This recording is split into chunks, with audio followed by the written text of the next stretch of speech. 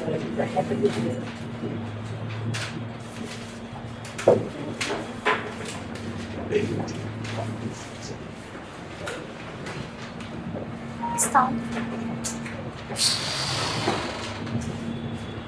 देखिए,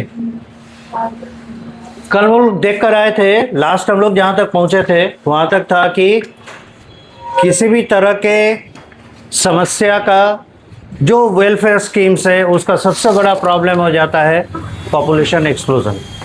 और population explosion को कंट्रोल करने के लिए बर्थ कंट्रोल मेजर्स अप्लाई करना जरूरी है।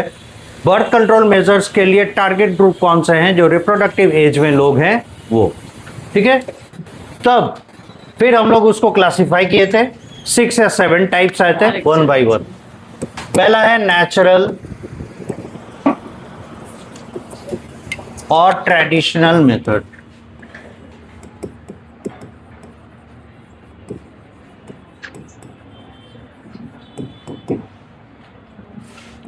इसमें एक है लैक्टेशनल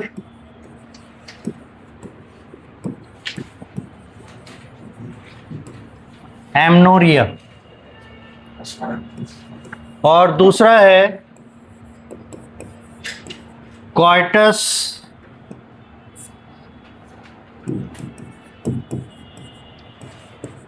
इंटरप्टस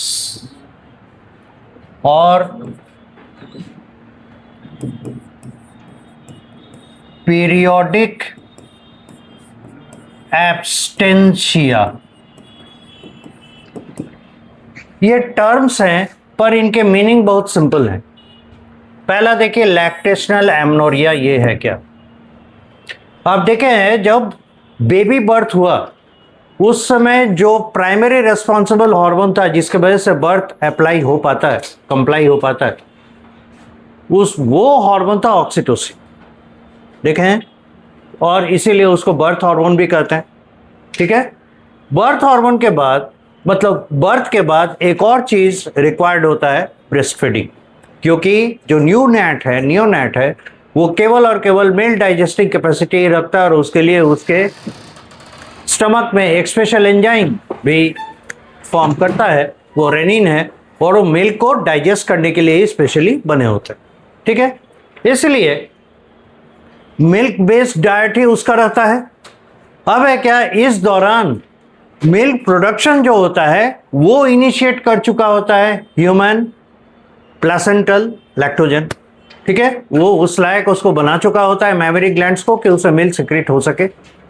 नाउ मिल्क बाहर आने के लिए उसका स्क्वीजिंग जरूरी है, उसके मसल्स का स्क्वीजिंग जरूरी है, and that is given by the oxytocin.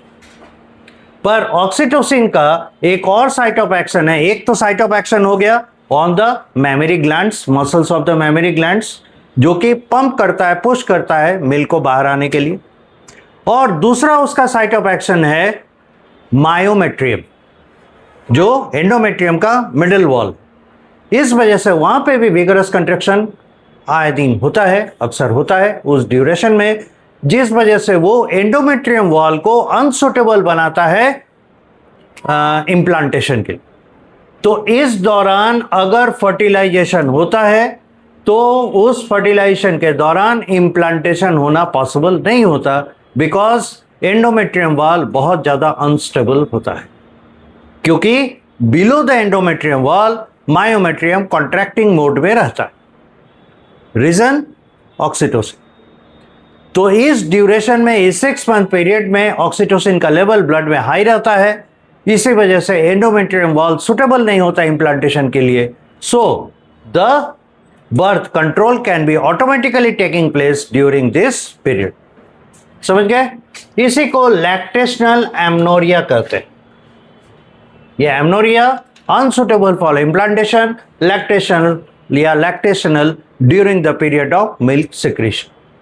तो इसमें लिखिएगा, during the 6 months of birth, during the period, sorry ऐसे लिखिएगा, during the period of 6 months, during the period of 6 months, during, इसमें लैक्टेशनल एमनोरिया में during the period of 6 months after birth during the period of 6 months after birth, oxytocin level is very high in blood. During the period of 6 months after birth, the oxytocin level is very high in blood, which acts on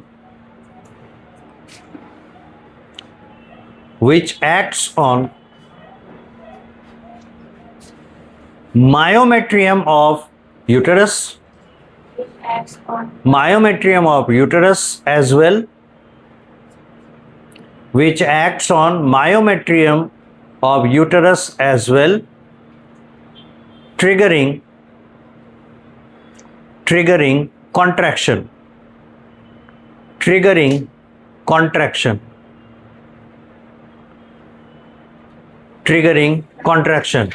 full stop. Therefore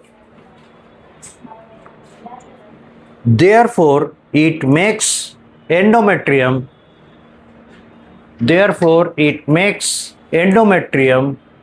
unsuitable.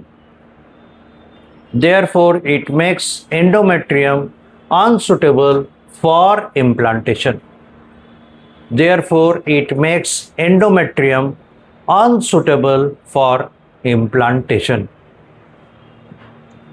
Next है coitus interruptus, या इसी को कहते हैं periodic एब्स्टेंशिया। ये कहता है क्या कि अगर एस्टिमेटेड पीरियड ऑफ ओव्यूलेशन पता रहे और हम ये जानते हैं कि फर्टिलाइजेशन का साइट कौन है, ओविडक्ट। ओविडक्ट में भी स्पेशली कौन सा एरिया, एम्पुला या एम्पुला इस्थमस जंक्शन। तो अगर ओवम जो फीमेल गैमेट है अगर उस एरिया को क्रॉस कर जाए और यूटेरस में आ जाए तो very few chances are there कि वहां फर्टिलाइजेशन होगा। अगर फर्टिलाइजेशन बाय द वे हो भी गया तो वहां वो टिक नहीं पाएगा, it will keep on rolling down and it will come out of the uterus या सुटेबल साइट ऑफ इम्प्लांटेशन को क्रॉस कर जाए। अगर वो सुटेबल साइट ऑफ इम्प्लांटेशन को क्रॉस कर गया, जब वो इम्प्लांटेशन के लायक बना, then there is no implantation, या आप ऐसे कर सकते हैं there is no chances of pregnancy.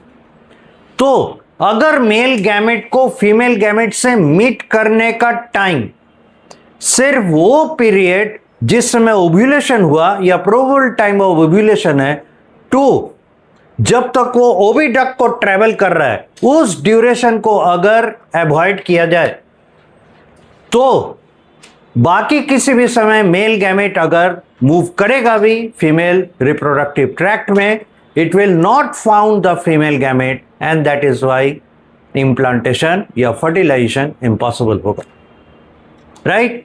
तो इसीलिए कोइटस इंटरप्शन यानी रोक, ये उस पीरियड को रोक लगाने कहता है कोइटस का या मैटिंग का जिस ड्यूरेशन में ओव्यूलेशन से लेके migration of ovum through the oviduct होता है। लिखिए, समझ में आ गया कि कोइटस को इंटरप्ट यानी रोकने के लिए किस पर्टिकुलर पॉइंट पे करता है। तो यही चीज है कोइटस इंटरप्टस या पीरियोडिक एब्स्टेंसिया, एक पर्टिकुलर पीरियड के लिए अवॉइड किया जाए insemination into the female reproductive tract. तो लिखिए, it is avoidance of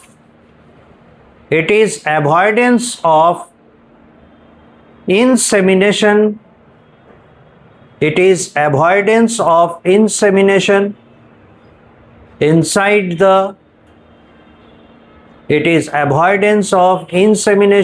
inside the female reproductive tract,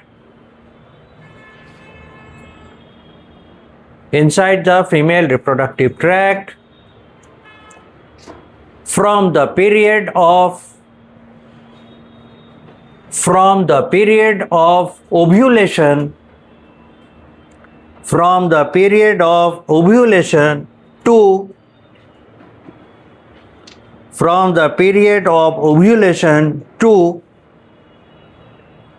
the period of travel to the period of travel of the ovum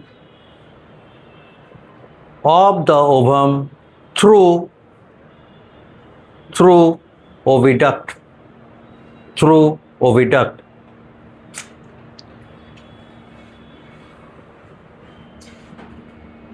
the reason is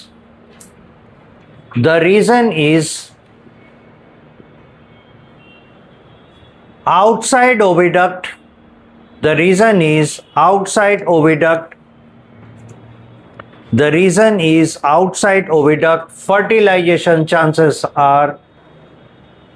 The reason is outside oviduct.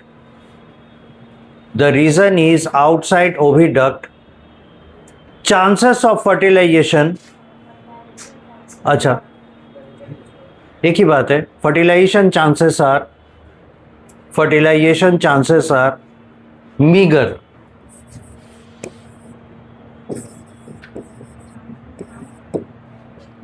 MEGRE, meager.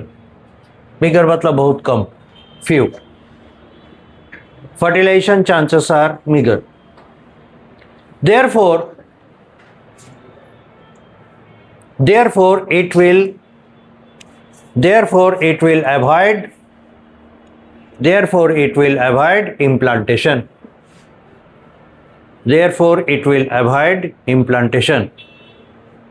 Full stop. Typically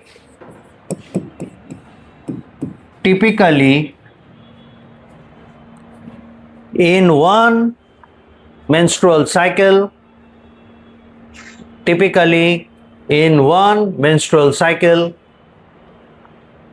abstention period is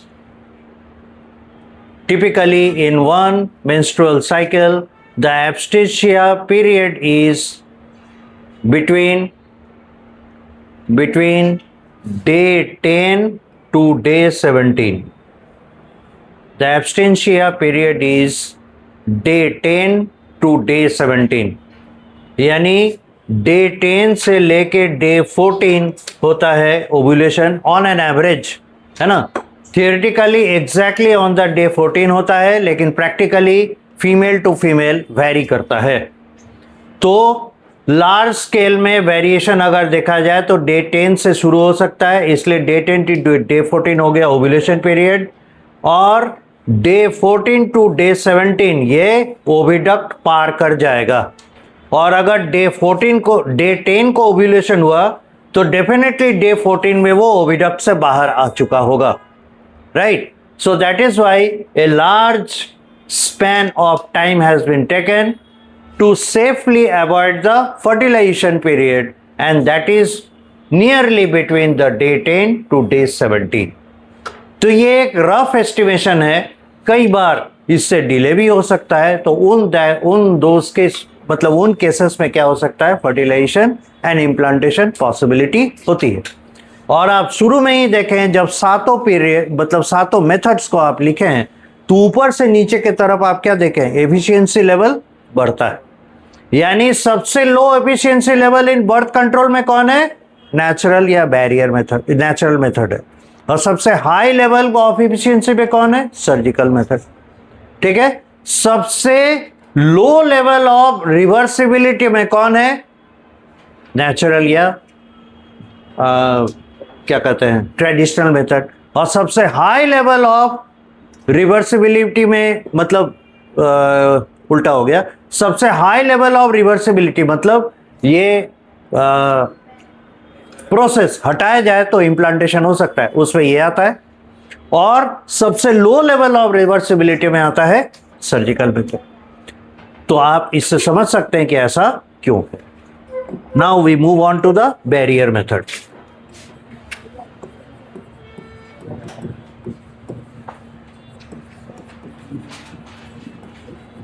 Barrier methods.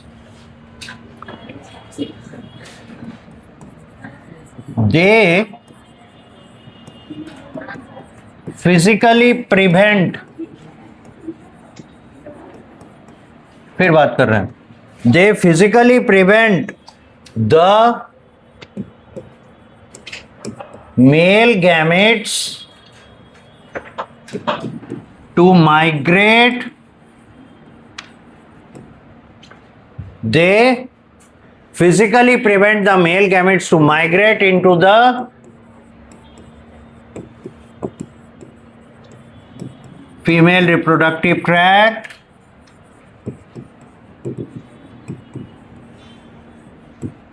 and hence stops fertilization. और इसी वजह से ये successfully fertilisation को prevent कर सकता है, क्योंकि ये मेल गैमेट को आगे बढ़ने ही नहीं देता फीमेल रिप्रोडक्टिव ट्रैक्ट पे. और इनमें एग्जांपल्स हैं लैटेक्स और क्या लिखे हैं, they physically prevent the male gametes to migrate into the female reproductive tract and hence काट दीजिए होगी. लैटेक्स और rubber based structures like condoms, vaults,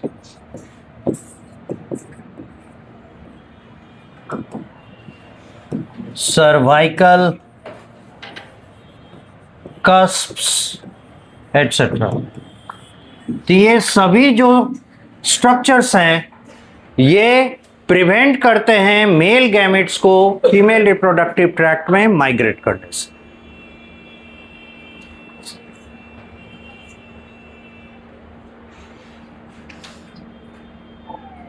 vaults, cervical कस्प्स ये फीमेल रिप्रोडक्टिव ट्रैक्ट में अप्लाई होते हैं, कॉन्डोम्स मेल जेनाइटल में apply होते हैं.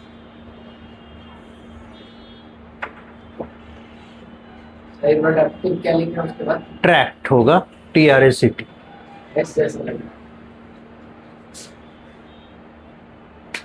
हम तो टी पढ़ रहे हैं, इसको भी टी पढ़ रहे हैं, ये सी है. सर्वाइकल कस्प एंड के बाद एंड हेंस HENC.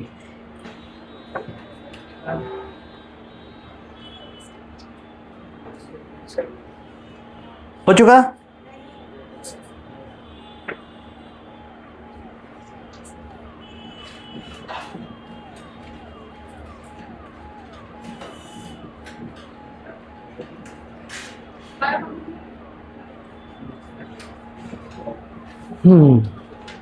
हो गया.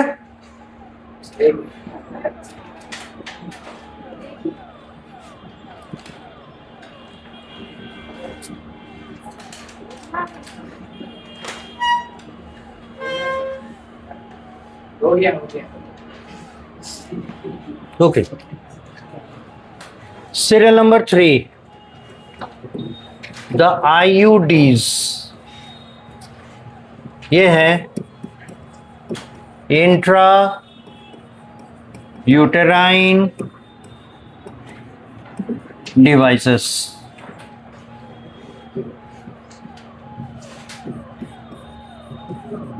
They are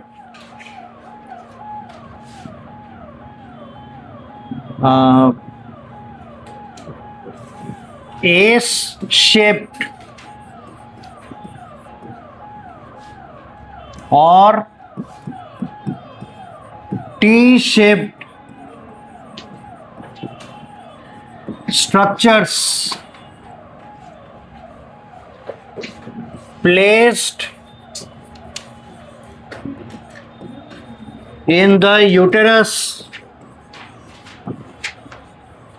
by the qualified nurses or doctors that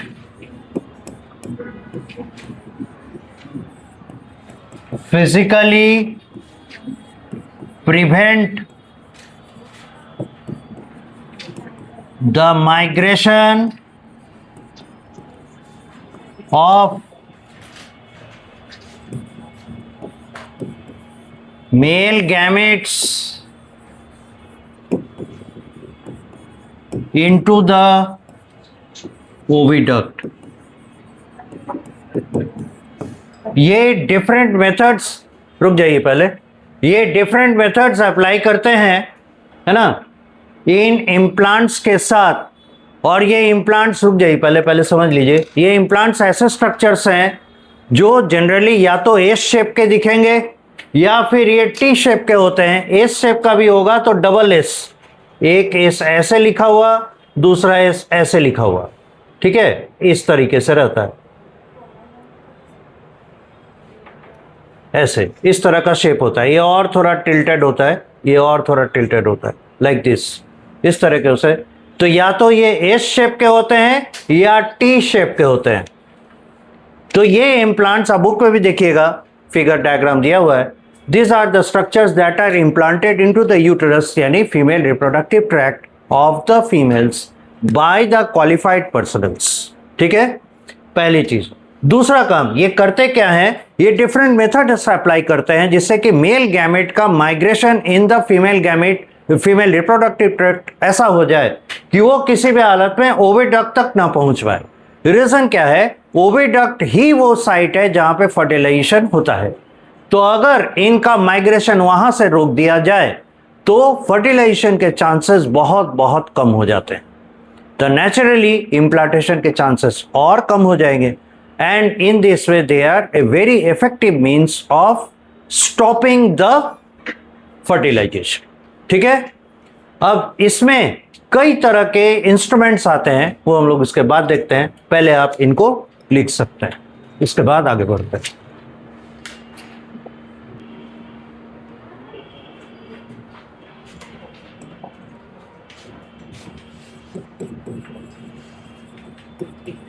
Examples are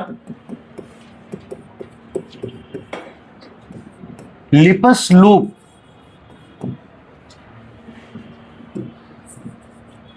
Cu2 plus ions releasing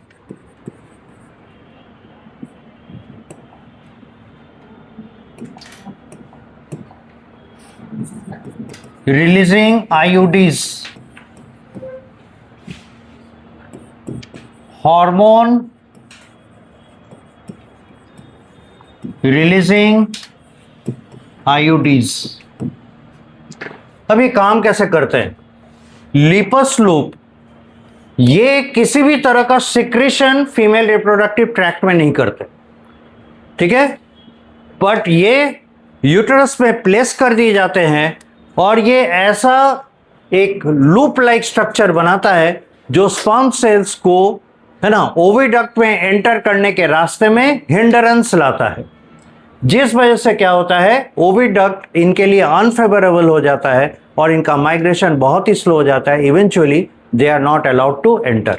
दूसरी चीज है, जब इस तरह के ग्राफ्ट्स किसी भी बॉडी के सरफेस के ऊपर रहेंगे तो नेचुरली क्या होता है, ये एक फॉरेन सब्सटेंस है बॉडी के लिए, ठीक है, खासकर inner surface of the body के लिए ये एक फॉरेन सब्सटेंस है। इसलिए क्या होता है, इस फॉरेन सब्सटेंस को हटाने के लिए, रिमूव करने के लिए बॉडी में एक इन्फ्लामेशन होता है, यानी स्वेलिंग होता है। तो ये इंड्यूस करता है swelling in the uterine level. उसके वजह से क्या होता है, एक्चुअली इसको रिमूव कैसे किया जाएगा, डब्ल्यूबीसी के मदद से। और डब्ल्यूबीसी भी कौन सा, फैगोसाइट।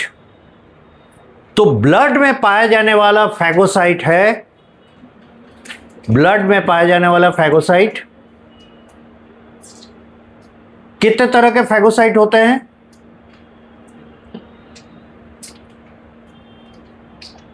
ब्लड पढ़ा चुके हैं। डब्ल्यूबीसी के दो टाइप, ग्रैनुलोसाइट, ए ग्रैनुलोसाइट। एक फैगोसाइट ग्रैनुलोसाइट में आता है, एक फैगोसाइट एक ग्रैनुलोसाइट में आता है। एक ग्रैनुलोसाइट वाला मैक्रोफाज, ये मोनोसाइट कहते हैं उसको, लेकिन वो टिश्यू में जाकर वहां पर प्रोटेक्शन देता है, टिश्यू मैक्रोफाज बन के।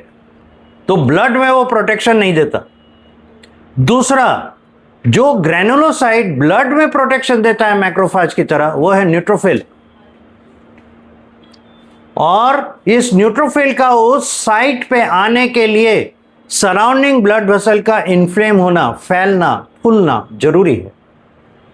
That is the reason why endometrium wall already swollen रहता है और इसी वजह से एंडोमेट्रियम वॉल का थिकनेस कम रहता है। इस थिकनेस की कमी के कारण it is becoming unsuitable for implantation, क्योंकि सुटेबिलिटी ऑफ इम्प्लांटेशन के लिए जरूरी क्या है? एंडोमेट्रियम वॉल का थिक होना। दूसरा, एक फॉरेन सब्सटेंस वहां पे प्रेजेंट है, इसलिए उसको रिमूव करने के लिए बॉडी का फर्स्ट लाइन डिफेंस, आप देखेंगे ह्यूमन हेल्थ एंड डिजीज पे फर्स्ट लाइन डिफेंस म्यूकस है। म्यूकस का ओवर थिकनिंग वहां पे रहता है। तो म्यूकस सिक्रीशन के वजह से सेल्स का, स्पर्म सेल्स का स्विम करना डिफिकल्ट हो जाता है। Point number 1। Point number 2, mucus का हेवी थिकनिंग क्या करता है? जो ओविडक्ट है, उस ओविडक्ट के ओपनिंग को और नैरो डाउन कर देता है, उसको अनफेवरेबल फॉर माइग्रेशन बनाता है। पॉइंट नंबर 2, लिपस लूप यही काम करता है और इसी वजह से ये एक तरह से कह सकते हैं कि मिनिमम साइड इफेक्ट के साथ मैक्सिमम, है ना, बर्थ कंट्रोल देने वाला सक्सेसफुल इम्प्लांट है। लेकिन इसके साइड इफेक्ट बहुत सारे, है ना, लोग नहीं टॉलरेट कर पाते और इसलिए इसे पुल डाउन कर लिया। अदरवाइज ये one of the best kind of non invasive, body के अंदर कहीं पे भी, है ना, किसी चीज को इम्प्लांट नहीं किया जा रहा है, बॉडी के सरफेस पे ही है, तो नॉन इन्वेसिव इम्प्लांट में one of the best method था ये। इसे 1960 में एक डॉक्टर ने डिवाइस किया था और उन्हीं के नाम पे, उनका सम जॉन लिपस या ऐसे कुछ नाम था, तो उन्हीं के नाम पे इसे लिपस लूप नाम दिया गया। उसके बाद इसके एफिशिएंसी को बढ़ाने के लिए फिर क्या किया गया? इस लूप को टी शेप का बना दिया गया, ऐसा टी शेप।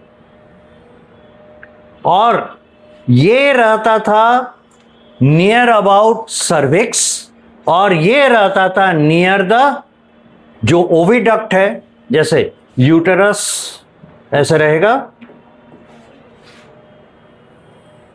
यूटेरस का वॉल ऐसे रहेगा, है ना, और ओविडक्ट इस तरीके से आता है, राइट, ओविडक्ट ऐसे आता है, ओविडक्ट इस तरीके से आएगा और इसका प्लेसमेंट नियर अबाउट ओविडक्ट रहता है। तो ये अगर किसी प्रकार का सिक्रेशन करता है तो कौन कौन से सिक्रेशन हो सकते हैं? या तो कॉपर आयन का या हार्मोन का। अगर कॉपर आयन का सिक्रेशन होगा तो इस एरिया में Cu2+, इस एरिया में Cu2+ अधिक मात्रा में रहेंगे। इस कॉपर आयन के वजह से क्या होता है? स्पर्म मोटिलिटी इनहिबिट होता है, तो उसका जो फ्लैजिला है, फ्लैजिलरी मूवमेंट, वो इनहिबिट करता है, जिस वजह से क्या होता है? स्पर्म सेल्स एक जगह पे क्लम्प बना के रहने लगते हैं। Point number 1। Point number 2, copper ion के प्रेजेंस में एक मेटल आयन है, मेटल आयन के अगेंस्ट में इन्फ्लेमेशन कॉज होता है, जिस वजह से इस क्या कहते हैं, यूटेराइन वॉल पे WBC स्पेशली न्यूट्रोफिल का बोलबाला रहता है, ज्यादा मात्रा में दिखाई देते हैं। इसलिए स्पर्म सेल का जब मोटिलिटी रुका, ये जब एक जगह क्लम्प बनाने लगे, तो इन फॉरेन बॉडीज को क्लियर अप करने के लिए यहाँ पे ऑलरेडी WBC के रूप में न्यूट्रोफिल्स प्रेजेंट हैं। They will remove the sperm cells and that is why they are preventing the meeting of the male gamete with the female gamete. नहीं, इसका एक लाइफ टाइम होता है। इस कैट्रिज के अंदर जितना ये क्या कहते हैं कॉपर आयन रहेगा, it will be secreting till that time. Generally इसका टाइम लिमिटेड रहता है, for example 6 months to 2 years। By that time इसे रिमूव करना रहता है। बहुत सारे लोग, है ना, इसे रिमूव नहीं करते, उसके वजह से बहुत तरह का परमानेंट डिस्ट्रक्शन हो सकता है। तो time to time health care professional से ऑब्जर्व कराना चाहिए, क्या कंडीशन है, हेल्थ कंडीशन क्या है, एंड देयर आफ्टर डिसीजन लेना चाहिए। तो इसके कुछ साइड इफेक्ट्स हैं, इसलिए ये थोड़ा पॉपुलैरिटी में लो लेवल पे जाता है। अदरवाइज इसका एफिशिएंसी बहुत अच्छा है और इसके साथ बहुत सारे जगहों पे डॉक्टर्स अप्लाई करने बोलते हैं स्पर्मिसाइडल जेलीज, स्पर्मिसाइडल फोम्स, जो कि इसके एफिशिएंसी को और मैनीफोल्ड बढ़ा देता है। ठीक है। दूसरा, हार्मोन रिलीजिंग आईयूडी। तो इसमें से रिलीज होने वाला हार्मोन यूजुअली रहता है प्रोजेस्टेरॉन, लेकिन ये प्रोजेस्टेरॉन रहता है सिंथेटिक, और इसीलिए इसे नाम दिया गया प्रोजेस्टोसर्ट।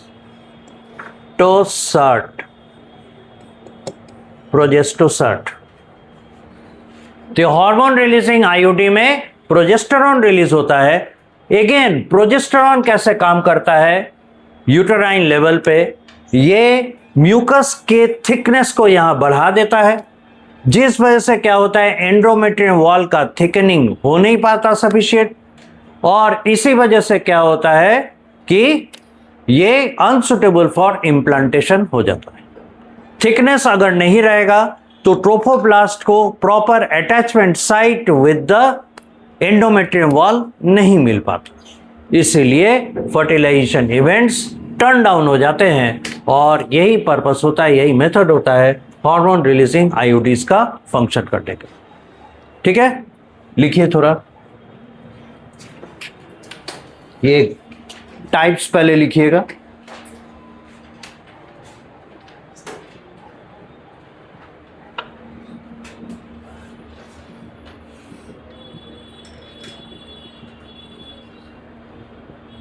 क्वेश्चन इसमें आता है कॉपर रिलीजिंग आईयूडीज का मोड ऑफ एक्शन क्या है, हार्मोन रिलीजिंग आईयूडीज का मोड ऑफ एक्शन क्या है, कौन से हार्मोन्स आईयूडीज में मतलब हार्मोन आईयूडीज में यूज किए जाते हैं, और ऐसा क्या बेनिफिट देता है।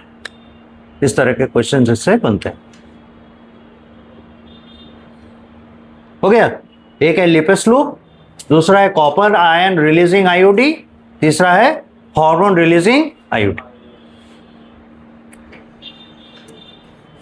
लिपिस लूप में डैश देके लिखेगा it doesn't secret anything. Lippes loop में अलग करके लिपिस लूप लिखिएगा, वही जगह नहीं होगा इसीलिए अलग से लिखिएगा लिपिस लूप। लिखिए it doesn't secret anything,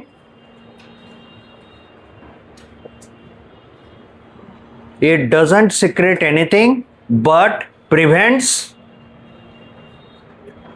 it doesn't secrete anything but prevents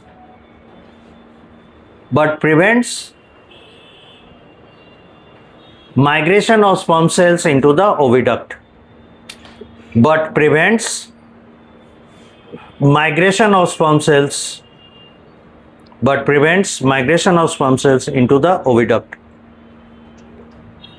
second में आइए कॉपर रिलीजिंग आईयूडीज, इसका कोई एग्जाम्पल नहीं है। Copper releasing IUDs, copper releasing IUDs dash दे के लिखिए मैकेनिज्म, डैश दे के लिखिएगा मैकेनिज्म, कोलन दे के लिखिए copper ions Cu2 plus ions inhibit the Cu2 plus ions inhibit the migration of copper ions inhibit the migration of male gametes, copper ions inhibit the migration of male gametes into the copper ions inhibit the migration of male gametes into the oviduct because they inhibit sperm motility, because they inhibit sperm motility, full stop। alongside, साथ ही साथ, alongside they increase probability, संभावना बढ़ा देता है, alongside they increase probability of phagocytosis, सीधा बैठिए सब, probability of phagocytosis of the sperm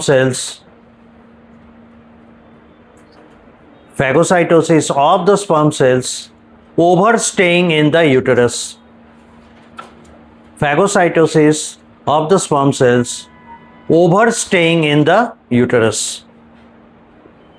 motility रुक जाएगा तो स्पर्म सेल्स वहीं इकट्ठा रहेंगे, अब जैसे ही स्टे करने लगेगा फैगोसाइटोसिस के द्वारा उन्हें रिमूव कर दिया जाता है। ये कॉपर आयन का काम हो गया। नेक्स्ट, अच्छा एग्जांपल दीजिएगा, CuT, इसे पढ़ते हैं कॉपर टी, Cu7, मल्टीलोड जो बुक में दिया हुआ है, multiload 375, these are examples of copper releasing IUDs. हाँ,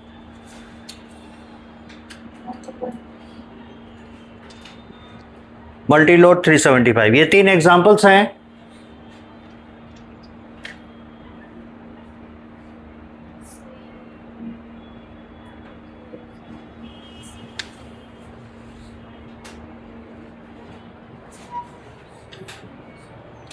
नाउ हार्मोन रिलीजिंग आईओडी, तीसरा पार्ट है इसका, हार्मोन रिलीजिंग आईओडी। इसमें लिखिए synthetic progesterone is used, synthetic progesterone is used for secretion, synthetic progesterone is used for secretion,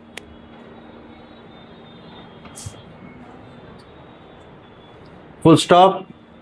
It induces thick mucus lining in the uterus. It induces thick mucus lining in the uterus and thinness, thick mucus lining in the uterus and thinness in the endometrium wall. It induces thick mucus lining in the uterus and reduces thickness of the endometrium wall, reduces thickness of the endometrium wall. समझ गए? Endometrium wall की मोटाई को कम रखेगा, बढ़ने नहीं देगा और उसके ऊपर over growth of mucus layer कर देता। ठीक है, फुल स्टॉप के बाद लिखिएगा पैरा चेंज करके, दीज टू इवेंट्स, ये दोनों प्रक्रिया, these two events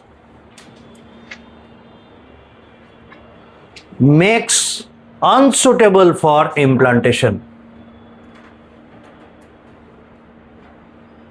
These two events make unsuitable for implantation of the embryo. Unsuitable for implantation of the embryo. These two events make unsuitable for implantation of the embryo. Example, वही unsuitable for implantation of the embryo. Progestasert, LNG20, etc. ये examples हैं इनके, यानी इन brand name से ये बिकते हैं। हो गया, प्रोजेस्टासर्ट पहला एग्जाम्पल हार्मोन रिलीजिंग आयोडी का, दूसरा LNG20। ओके, अब है contraceptive pills. These are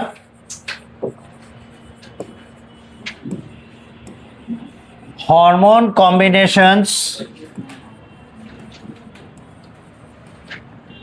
of estrogen plus progesterone or single hormone based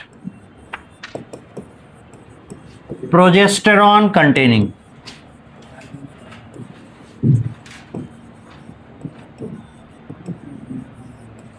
point number 1 हो गया. Second point These are chemicals. कहां पर? These are hormone combinations of estrogen plus progesterone. ये contraceptive pills. ठीक है समझ गया. Woman करती है. ठीक है समझ गया. अच्छा अच्छा. आर है, एम का एक तो डंटी कम हो गया. सो दे आर, क्या बोल रहे थे? हाँ, they are prescribed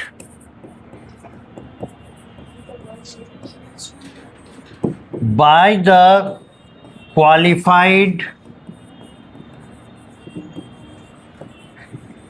medical professionals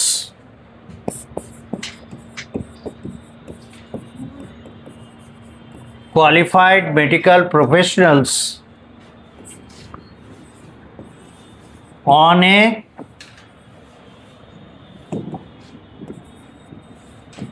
(28-day) basis dose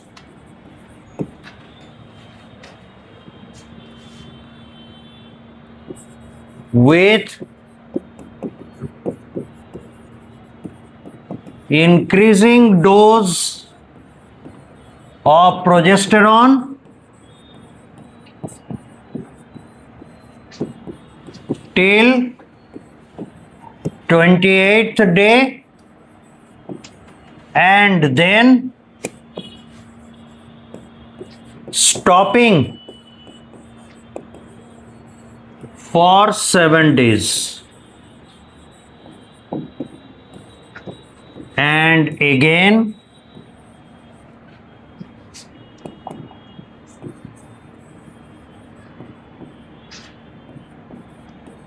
start of the doses.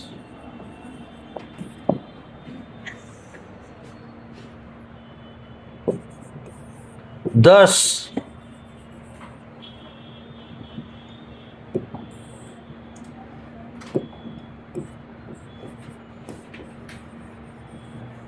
they will ... the menstrual flow prevent (allow), ये आपको चुनना होगा, and ... prevent और allow, ये फिर आपको चुनना होगा, the ovulation. देखें कर पाते हैं कि नहीं.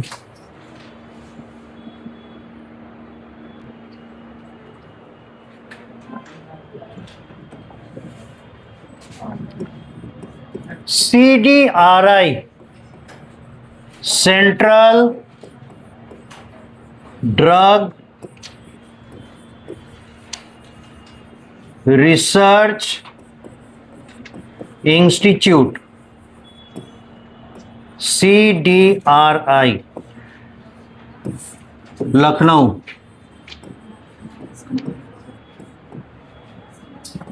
a CSIR laboratory.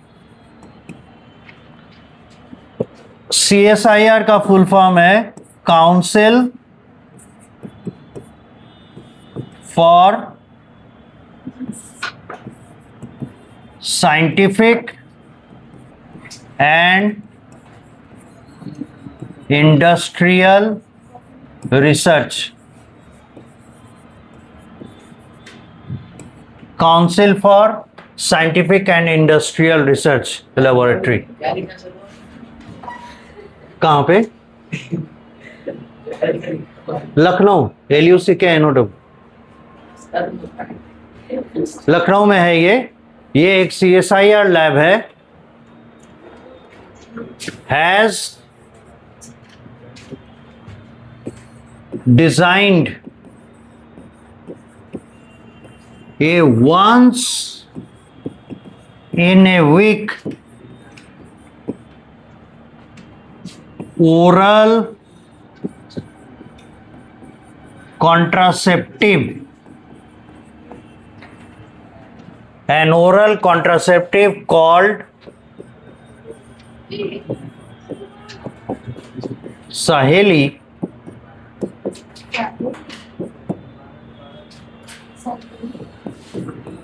हाँ, इसका ब्रांड नेम है. कंपोजिशन सेंट क्रोमेन,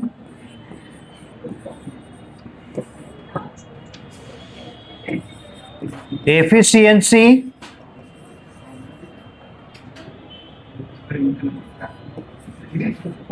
वेरी हाई,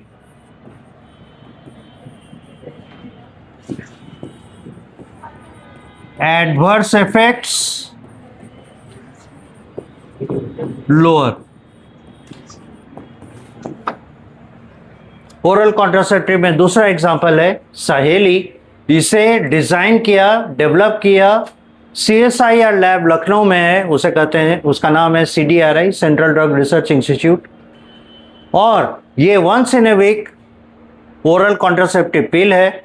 इसका कंपोजिशन है सेंट क्रोमेन और इसका एफिशिएंसी दूसरे हार्मोनल कॉन्ट्रासेप्टिव से ज़्यादा है और इसका साइड इफेक्ट फीमेल्स में कम है कंपैरेटिवली, इसलिए ये ज़्यादा पॉपुलर भी है.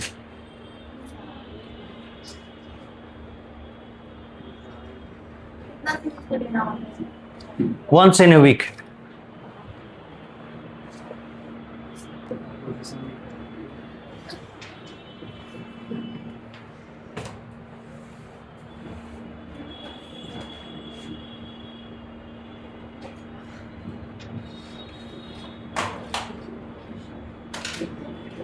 हो गया? नहीं हुआ?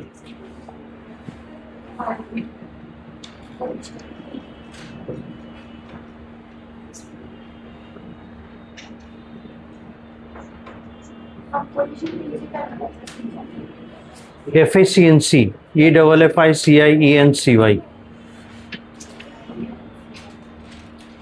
Efficiency very high, adverse effects lower. ठीक है.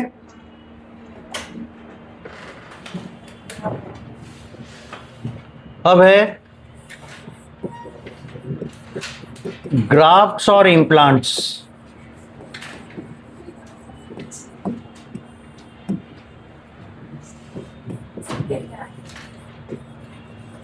These are also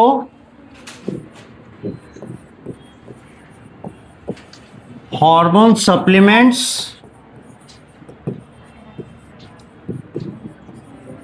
of progesterone. Point number 1 लिखते चलिए. जो इम्प्लांट हैं वो भी हार्मोन सप्लीमेंट प्रोजेस्टेरॉन है. They look like a bunch of fine needles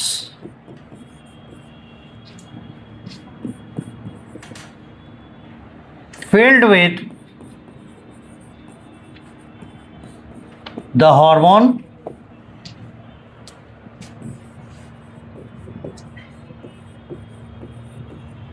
serial number 3. They secrete the hormone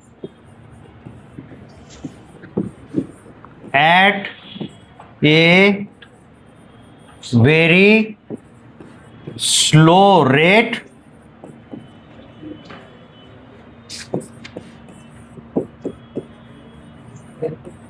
they are grafted यानी फिट किए जाते हैं under the skin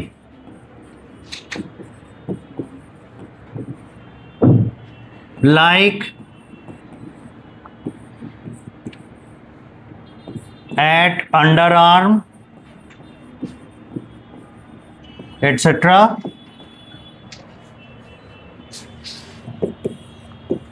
Lifespan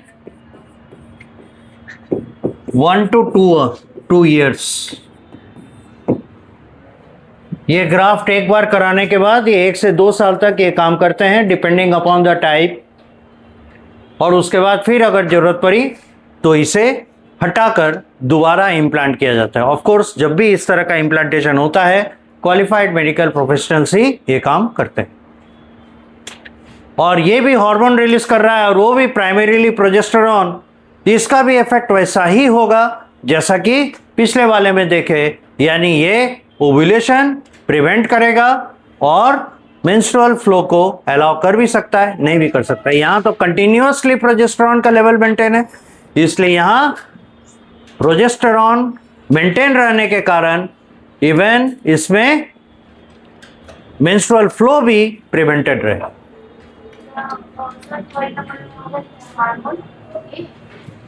At the rate, at a very slow rate, at a very slow rate.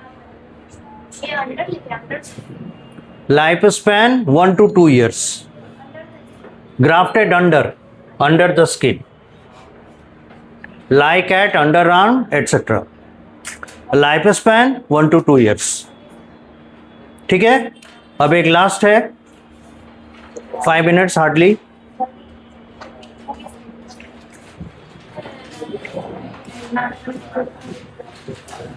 Surgical method,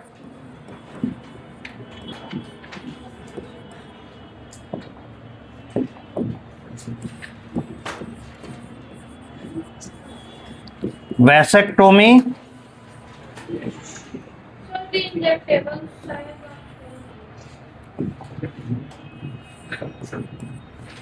injectable भी वैसा ही है जैसा कि grafting है, दोनों में कंपोनेंट वही रहता है। Vasectomy, cut and tie the vast difference,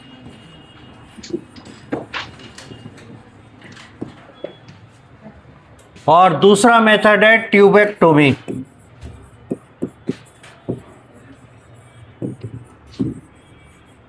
cut and tie the oviduct.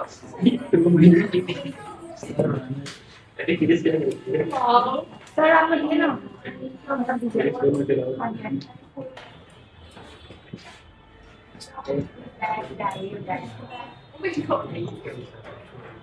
Okay